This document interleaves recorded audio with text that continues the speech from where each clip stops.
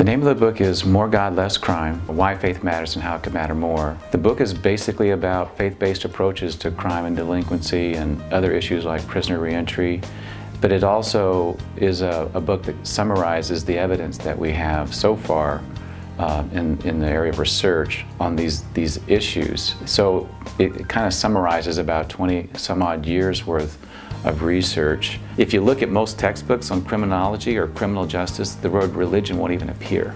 That's one of the reasons why I knew the book needed to be written, because it showed these houses of worship matter, and they matter in important ways. We approached Big Brothers and Big Sisters of America right here in Philadelphia and asked them if they'd want to partner on an initiative to target children of prisoners with a mentor that would come from the faith community. Amachi is a Nigerian Igbo word that means who knows but what God has brought us to this child. And it's people of faith mentoring children of promise. It's a program that's designed to mentor children of the incarcerated. Someone who's in federal, state, or local prisons. And we are looking for adults who will spend 1 hour once a week, 2 hours twice per month for at least 1 year to help these children to achieve all that they can achieve in their lives. And we're very pleased with the results of the program thus far. When I was growing up, I had several mentors. They were not called mentors at that time, but they mentored me. And as I grew, I understood that that's what was happening in my life. And I also understood the importance, how it helped to groom me and to shape me. And I truly believe that it works. And it's really my passion. And so, there was nothing else for me to do. You know, there was really nothing else for me to do but to get involved in this program and to see it work. I thought it would really be an awesome way to give something that I hadn't received. Just to give that component of companionship, that component of a safe place, even the component of just confidentiality and comfort. And I just thought that would just be an awesome idea. I have been a mentor, I would say, technically for 4 years, because my youth was 14 years old when I met her. The program states that I will be a mentor until she was 18, but our relationship has far surpassed that. My sister is in her early 20s, and it is a contract of the heart. It doesn't end until it ends. So I would say that I will always be just that component in Marie's life. I went in the program with my guard up. I didn't want to talk to anybody. I didn't want to let anybody in. I just wanted to not be a part of it. So what I got out of it was more than I could have expected. I've learned to be myself, to let down walls, to let people in. I also learned that I have a purpose and I have a story, and it can affect people in a positive way. There was a time when they talked about a generation being a lost generation. I don't believe that any generation is lost.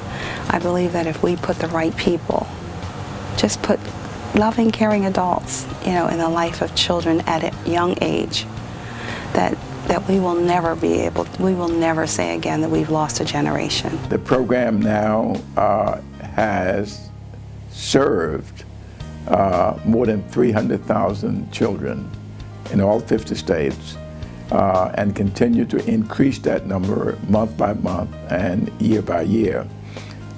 What we've found out from those matches that we've made that have had a loving, caring adult for 1 hour once a week, 2 hours twice per month for at least 1 year, we've found out from those consistent matches is that 2/3 of those children improve their grades, 2/3 of them improve their behavior, 2/3 of them improve their attendance at school, and 90% of them improve relationship with their siblings, with their peers, and with others in in the families.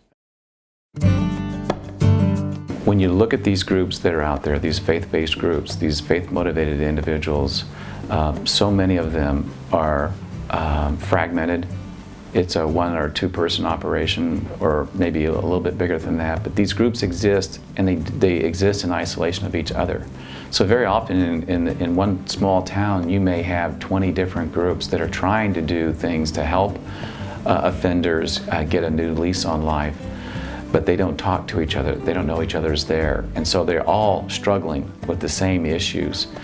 And what's really needed is kind of a faith-based, united way to bring these groups together to provide networking capabilities. They don't know each other exist. And so for a lot of them, they exist from year to year, but they're all kind of anorexic.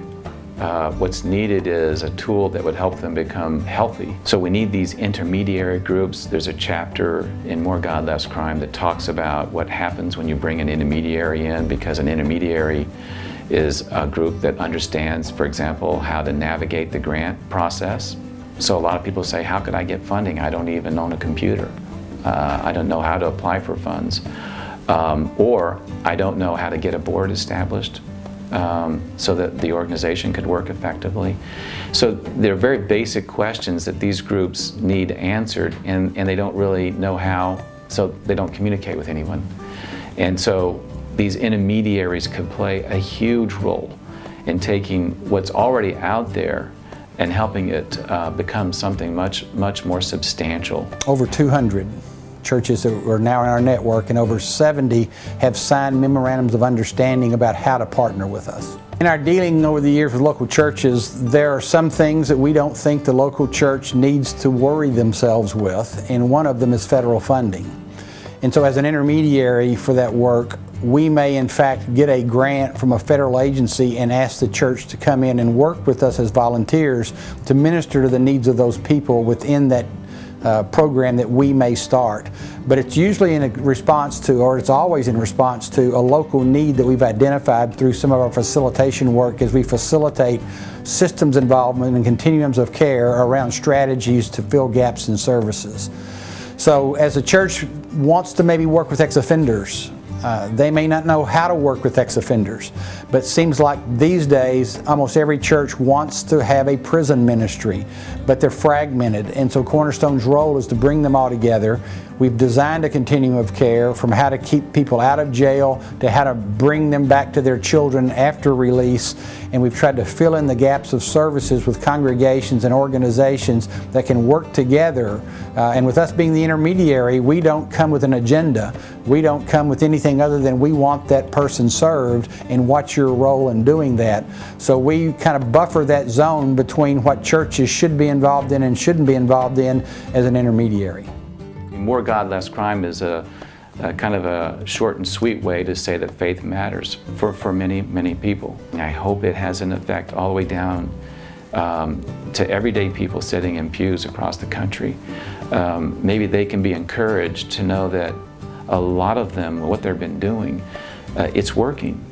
And that these churches, especially inner city churches, have been very powerful unbeknownst to them. So I hope pastors will be encouraged. I mean, one of the things that we found is that if you live in the housing projects and you go to church, you're much less likely to use drugs and abuse alcohol than suburban kids who don't go to church. So there's this protective factor that goes along with just being a part of a congregation. Because of the networks. I mean, there are all kinds of reasons why you might be able to explain that. So I really hope that lay leaders, everyday people, clergy will say, this is really good news. This encourages us to do even more than we've been doing. And so I hope it has that effect.